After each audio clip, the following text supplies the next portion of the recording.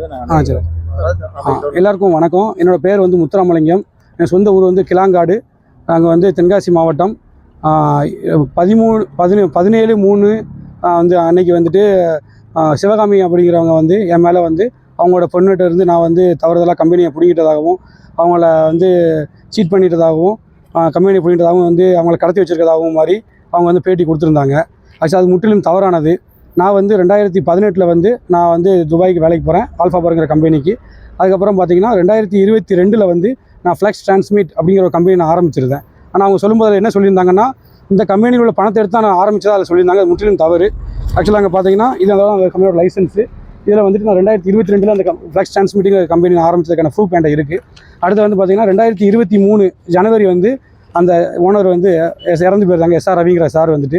அதுக்கப்புறம் பார்த்தீங்கன்னா 10 நாள்லேயே வந்துட்டு அவங்க பொண்ணு வந்து ஸ்ரீதேவி மேடம் வந்து சார்ஜ் எடுத்துக்கிறாங்க. அவங்க ஒரு 2 இயர்ஸாக கம்பெனி ரன் பண்ணுறாங்க. அங்கே நிறைய கடன் சுமை காரணமாகவும் கம்பெனியை மேற்கொண்டு அவங்களால பணம் போட முடியாத சூழ்நிலைனாலும் அவங்க என்ன பண்ணுறாங்கன்னா, கம்பெனியை சேல்ஸ் பண்ணதுக்காண்டி அவங்க வந்து ரெடி பண்ணுறாங்க. அதாவது இங்கே நம்ம நினைக்க மாதிரி எடுத்தோடனே கம்பெனியில் அப்படி சேல்ஸ் பண்ண முடியாது. இங்கே பாருங்கள், மேடம் ரிப்போர்ட் வச்சுருக்காங்க. இது வந்து அவங்க வந்து கம்பெனியை சேல்ஸ் பண்ணதுக்காக அவங்க வச்சுருந்த பிஸ்னஸ் ப்ரொபோசல். கம்பெனியோட இது வந்து ஆடிட்டர்லேருந்து வாங்கினது. அதுக்கப்புறம் அவங்க எங்கேயுமே விற்க முடியல கம்பெனியை. ஃபர்தராக வந்து அப்போ நான் வாங்கிக்கிறேன் அப்படிங்கிற மாதிரி நானும் முன் வந்தேன். அவங்களும் எங்கேயும் விற்காத சூழ்நிலையில் நானும் வாங்கிக்கிறேன் அப்படிங்கிற மாதிரி அவங்களும் கொடுக்குறாங்க, ரெடி ஆனாங்க. 2 பேரும் மியூச்சுவல் அண்டர்ஸ்டாண்டிங்கில் நாங்கள் வந்துட்டு கம்பெனியை வந்து அங்கே சேல்ஸ் பண்ணணும் அப்படின்னா ப்ராப்பர் ஆடிட் ரிப்போர்ட் பண்ணணும், எக்ஸ்பர்ட் ரிப்போர்ட் பண்ணணும். அவங்கெல்லாம் வந்துட்டு ரிப்போர்ட் கொடுத்து கம்பெனியோட வேல்யூ இவ்வளோ தான் அப்படின்னு சொல்லணும். அதை ரிஜிஸ்டர் பண்ணி அங்கே உள்ள கோர்ட் யூஐ சட்டப்படி அங்கே உள்ள கோர்ட்டில் இருந்து எல்லோரும் வீடியோ காலை வந்து அட்டன் பண்ணி யூஐ பாஸ் மூலமாக ஆத்தரைஸ் பண்ணி தான் எந்த முறைகேடும் பண்ணாமல் அந்த கம்பெனி நான் வாங்கினேன். இன்னும் வந்து அந்த கம்பெனியில் உள்ள மைனஸில் வந்து நிறைய இருக்குது. அது அவங்களுக்கும் தெரியும். நான் வந்து அப்போது ஒரு சட்டன் பேமெண்ட் பண்ணிட்டு தான் பண்ணுறேன். அதுக்கப்புறம் என்ன சொன்னால் 1 இயர் கழிச்சு தான் கொஞ்சமாக பணம் கொடுக்க முடியும் அப்படிங்கிறத அவங்களுக்கும் தெளிவுபடுத்தினேன். எங்களுக்குள்ளே மியூச்சுவல் அண்டர்ஸ்டாண்டிங் அந்த கம்பெனியை வாங்கியிருக்கேன். எந்த வித முறைகேடு பண்ணி நாங்கள் ஒரு கம்பெனியை வாங்கலை. அது மட்டும் இல்லாமல் சொக்கம்பட்டியை சேர்ந்த வாரவெட்டி செல்லத்துறை, சொக்கம்பட்டி வந்தேரி சுப்பியா பாண்டியன் அப்படிங்கிறவர் வந்து எனக்கு ஒரு 20 வருஷமாக பழக்கம்.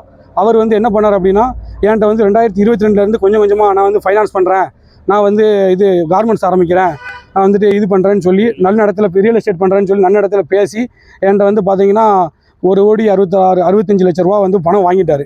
கொஞ்சம் கொஞ்சமாக வாங்கிட்டார். இப்போ வாங்கினதுக்கப்புறம் என்ன பண்ணுறாரு அப்படின்னா, நான் திரும்ப வந்து அவங்க பையனை அந்த லோன் விஷயமாக சொல்லியிருப்பாங்க, நான் வந்து தப்பாக செஞ்சேன்னு ரிமீடியலாக ஃபுல்லாக தப்பாக போடுறாங்க. ஆக்சுவலாக அவர் பையனை அனுப்பி என் பையனுக்கு ஒரு தொழில் வேணும், அவனுக்கும் அடுத்த லைஃப்ல வரணும்னு சொல்லி அவர் தான் பையனை அனுப்புதார். இன்னொன்று அவரே சொல்லியிருப்பார், நான் என்னை சார்ந்த 10 பேர் அனுப்பினோம்னு. எதுக்காக அனுப்புறாருன்னா, அவர் பையனுக்கே அவர் வேலை பார்க்குறதுக்காண்டி. வேலை பார்த்துட்டு 10 பேரில் 3 பேர் நான் வந்து அப்போ இன்வெஸ்ட் பண்ணுங்க, அப்படின்னா தான் மெட்டீரியல் ஆனால் தான் வேலை பார்க்க முடியுங்கிற சூழ்நிலை வரும்போது அவர் மெட்டீரியல் கொடுக்கறதுக்காக என்ன பண்ணுறாருன்னா, அவர் சொந்தமாக பைசா போடாமல் அவங்க அனுப்பின பையன்கிட்ட அவரே பேசி 3 பேர் மேலே 10 லட்ச ரூபா லோன் போடுறாரு. 30 லட்சம் போட்டுட்டு என்ன சொல்கிறாருன்னா, அது எக்யூப்மெண்ட் வாங்குறேன் அப்படின்னு என்கிட்ட சொன்னார். நானும் சரின்னு ஒத்துக்கிட்டாப்போம். அதுக்கப்புறம் பார்த்தீங்கன்னா அந்த பணத்தை வந்து ஒத்துக்கிடாமல் அவர் பையன் வந்து அவருக்கு அனுப்பியிருந்தான். டேரெக்டாக அனுப்பிட்டு திரும்பவும் எனக்கு கூப்பிட்டு வந்து இந்த மாதிரி எல்லாருமே லோன் போடணும்னு சொல்லும்போது நான் வந்து அது முடியாது, ஏன்னா கம்பெனி வந்து என் தம்பி பேரில் இருக்குது, சீனிவாசன் பேரில் இருக்குது. இன்கேஸ் இவங்க ஏதாவது பணம் வாங்கிட்டு கட்ட முடியலன்னா, இப்போ இங்கே நாட்டிலே உங்களுக்கு தெரியும், ஒரு 10,000 ரூபா பணம் வாங்கிட்டு கெட்டாமல் இருக்க முடியாது. அங்கே 30 லட்ச ரூபா பணம் வாங்கிட்டு இவங்க கெட்ட முடியலை அப்படின்னா அது என்ன ஆகும் அப்படின்னா, அடுத்த கட்ட நடவடிக்கை கம்பெனி உள்ள அசட்டை பிடிப்பாங்க. சர்நேம், என் நேமும் எங்கள் அப்பா நேம் வந்து குமாரசாமி. அதனால் என்ன ஆகுதுன்னா, என் 2 கம்பெனிக்கும் அது பாதிப்பு வந்துடும், உள்ள அசட்டை பாதிப்பு வந்துடும். அங்கே இப்போ 100க்கு மேற்பட்ட வேலை பார்க்காங்க, எனக்கு சரியான வேலை கம்பெனி போயிட்டுருக்கு, அதுக்கும் பாதிப்பு வந்துடும் சூழ்நிலையில் நான் வந்து கம்பெனிக்கு பேங்க் வந்து லெட்டர் கொடுத்தேன், இந்த மாதிரி லோன் கொடுக்கக்கூடாது அப்படின்னு. இதுதான் எங்களோட பிரச்சனைக்கு ஸ்டார்டிங் ஸ்டேஜ். நான் கொடுத்த உடனே அவர் வந்து கோவப்பட்டு, எப்படி நீ பண்ணலாம், எனக்கு வந்து பணம் வேணும் அப்படின்னாரு. அப்போ நான் இப்படி பண்ணால் என்னோட பொருள் பாதிக்கும் அப்படின்னு சொல்லிட்டு நான் நேரில் வந்து பேசிடுவோம் அப்படின்னு அவர் ரொம்ப கோவமாக பேசினாரா. நேரில் வந்து கேட்குறேன், எனக்கு வந்து கொஞ்சம் பணத்தை கொடுத்துருங்க மாமா. எனக்கு வந்து மாமாங்கிற முறையில், அதாவது எப்படின்னா அவர் எப்படி பழக்கணும் 20 வருஷமாக எனக்கு தெரியும். எங்கள் அப்பாவை விட அவர் மேலே பெரிய ஸ்தானத்தில் வச்சுருந்தேன். என் சொந்த தம்பி கல்யாணத்தில் வந்து அவர் வந்து தாய்மாங்கிற பேரை வந்து அவர் பேரை நான் போட்டிருந்தேன். ரொம்ப வந்து இணக்கமானவர் இருந்தார். அப்படி தான் என்னை வந்து நம்பிக்கையின் அடிப்படையில் ஏமாற்றினார். முழுக்க வந்து அவர் என்ன சொன்னாலும் அவர் வந்து இங்கேருந்து விழுந்து கொடுத்துருந்தேன். அதுக்கு என்னங்க அவங்க ஆக்ஷன் எடுத்து அவங்க வீடெல்லாம் சர்ச் பண்ணி பார்த்தாங்க. வீடு சர்ச் பண்ணி பார்த்ததில் வந்து பார்த்தீங்கன்னா எந்த வித ஆயுதமும் கிடைக்கல அவங்களுக்கு. உடனே அவர் என்ன சொல்லிட்டாருன்னா, நான் பேசினது தவறு தான், நான் கூலிப்படை வச்சு கொலை போட்ட முயற்சி பண்ணதும் தவறு தான் அப்படின்னு ஒப்புக்கொண்டுட்டார். அங்கே வச்சு என்ன வடி பண்ணார். அதுக்கப்புறம் பார்த்தீங்கன்னா துப்பாக்கி சுட்டு தவறு தானே ஒத்துக்கிட்டு, இல்லை நாங்கள் வந்து ஒரே கம்யூனிட்டி, எங்களுக்கு நாங்கள் ஒன்றா இருந்துக்கிட்டோம், நாங்கள் எழுதி வாங்கிட்டோம்னு சொல்லி அவர் என்ன பண்ணிட்டார் அப்படின்னா, நான் வந்து வாங்கினது வந்து ப்ரூஃபாக என்ன இருக்குதுன்னு சொல்லிட்டு 1,65 லட்சத்தில் வந்து 1,26 லட்ச ரூபா திருப்பி தந்துருவேன் அப்படின்னு சொல்லிட்டு அவர் எழுதி அக்செப்டடு. நானும் சைன் போட்டிருக்கேன், அவரும் சைன் போட்டிருக்கோம் 16/12/2025. அதுக்கப்புறம் என்னென்னா 1 மாத காலத்தை திருப்பி தந்துருதான்னு அவர் சொன்னார்.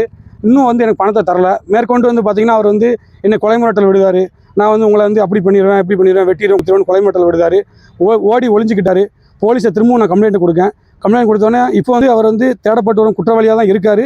ஆனால் என்னைய வந்து இப்போ ஃபைனலாக என்ன சொல்லியிருக்காரு அப்படின்னா, அவங்களும் சிவகாமியும் சேர்ந்து ஒரு சமூக தலைவரோட பேரை தவறாக பயன்படுத்தி என்னை மிரட்டிட்டு வராங்க. ஒரு சமூக அதாவது அவர் என்ன சொல்கிறாருன்னா, நான் வந்து தேவர் அப்படின்னு சொல்லி சொக்கம்பட்டி பாண்டியன் அப்படிங்கிற மீடியாவில் வந்து என்னை பற்றி தவறுதலாக வந்து எல்லாம் பரப்பிட்டு, அப்போ சொக்கம்பட்டி பாண்டியன் வெட்டிடுவோம் உத்திரம்னு அந்த பக்கம் சொல்லுதாரு. இந்த பக்கம் பார்த்தீங்கன்னா என்னோட ஒய்ஃப் வந்து இந்த மாற்று சமூகத்தை சேர்ந்தவங்க, அதனால் மாற்று சமுதாய தலைவரை பேரை தவறாக பயன்படுத்தி என்னையை வந்து நான் கொலை பண்ணிடுவேன், நீ வந்து பேசணும் வந்து அப்படிங்கிற மாதிரி எனக்கு வந்து சொல்கிறாரு. நான் அதை போட்டு காமிக்கிறேன் உங்களுக்கு. தனியாக அனுப்பி விடுறேன். ஆமாண்ணே. ஆமாம், இப்போ நான் அதுக்கு எனக்கு வந்து டிஐஜி சார்ட் வந்து கம்ப்ளைண்ட் கொடுத்துருக்கேன். ஆமாம் ஆமாண்ணா, அதுக்கு வந்து அவங்க பொண்ணே கூட வந்திருக்காங்க. அவங்க உங்களுக்கு பதில் சொல்லுவாங்கண்ணா. என்ன நீங்கள் இதனால் அவங்ககிட்ட கேட்டுக்கலாம் நீங்கள்.